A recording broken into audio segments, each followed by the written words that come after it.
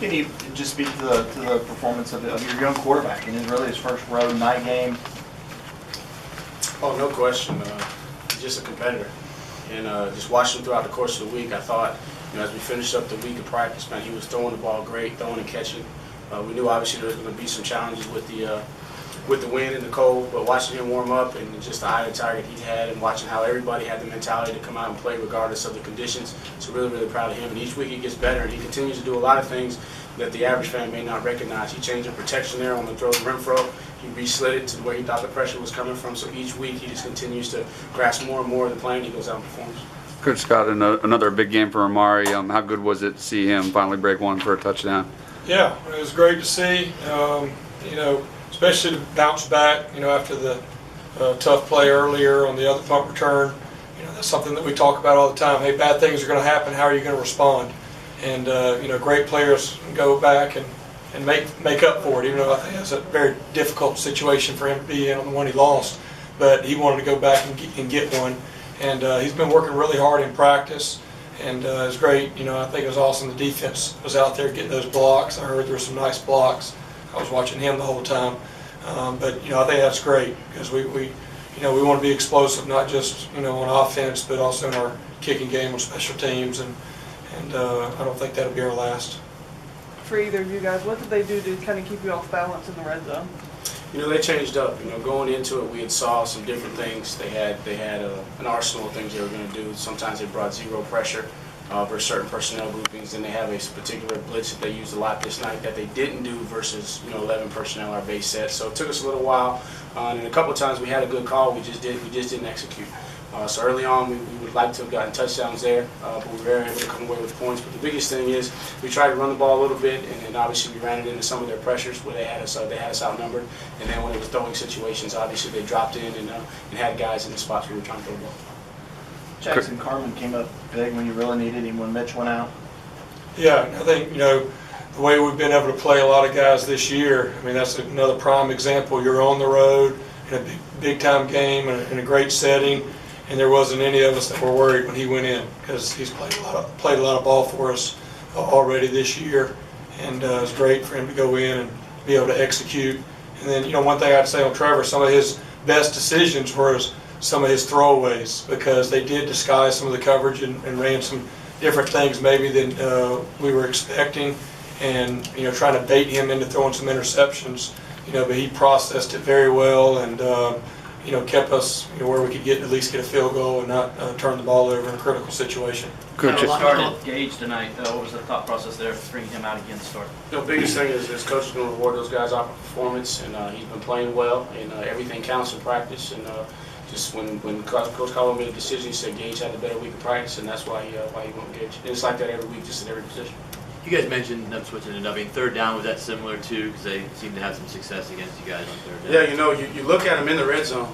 They're one of the best teams in the country defending in the red zone. I think they're top 15, maybe ranked 12th. And then what they did is they changed it up. They started using some of their boundary pressures with their corner off schedule.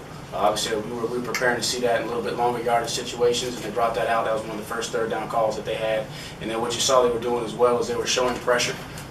Giving us an indication that they had pressure, and then they were dropping guys, and they were playing some invert coverages, which is very, very difficult for any quarterback to see, and for Trevor to be able to change some of the protections and go where we needed to go with the ball. And then we left some third downs out there we just didn't execute.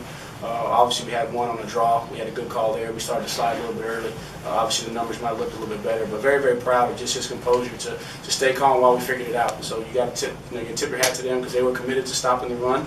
And then once we had to throw the ball, they were trying to confuse the young quarterback. And they also started bringing some pressures unscheduled on first and second downs, especially early in the game, which was different than what they showed statistically coming in. Coach Elliott, when the offense isn't clicking on all cylinders, how much of a luxury is it to have that defense? Didn't allow a single point tonight. How much freedom does that give you as a play caller? No question, but I think we came out the gate. I was proud of the way we started. We go right down the field. Obviously, we didn't end with a touchdown, but we went right down the field. We're very explosive, and we had some plays down the field. We make a couple of those plays in the in the first half to end the first half, and then obviously we're putting a lot of pressure on them. When you got a defense like that you know has got your back, that's going to be able to get some stops until you can figure it out. Because we did have to play some cat and mouse early, especially on third down to try and figure out what he was doing. And once we got settled in, we came right out the second half and we challenged him in the locker room to come out and go score points. We went right down the field, and then we just kind of got into a lull there and tried to establish the running game. And obviously the numbers, I'm looking down, Travis still averaged 7.1, doesn't quite feel like it, but again, we were staying on schedule, and then we had a couple negative plays, and we'll go back and look at it, clean it up, and then move forward. Jeff, you guys a couple times used Trevor in bootleg action. Did you see something with their ends and how they were crashing in that made you guys pull that out of the hat? Yeah, and I think, Trevor's really good when you can get him on the move. And I just think, it's part of kind of that cat and mouse that we're talking about when they're trying to take away the runs.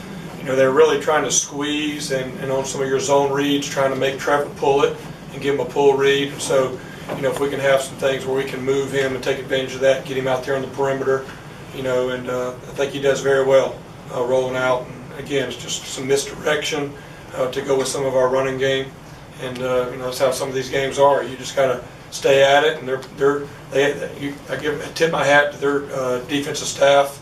They got good players and a good scheme over there. We knew it was going to be difficult, and wish we could have made just a couple more plays, really put it away earlier than we did. But there's no doubt Trevor's talented outside the pocket as well. We'll go last one here, then we'll go to the players.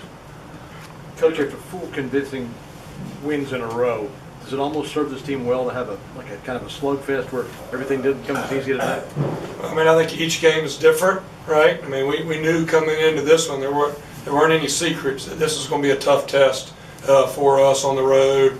I'm probably most impressed by the way our guys embraced it. They came out in pregame warm-ups. There was a lot of energy. There was not, that's things you're looking for as a coach, kind of see how your guys responded. And I think the mindset, we talked about having a championship mindset, and our guys did that today. And each game's different. I think this is a good one for us. Kind of get challenged a little bit. You never know till you get put in that situation. We were in that situation a little bit different versus Syracuse, but Trevor wasn't on the field. So this was his opportunity to be on the field and be able to be calm under pressure and lead this team and do what we needed to do to get that victory.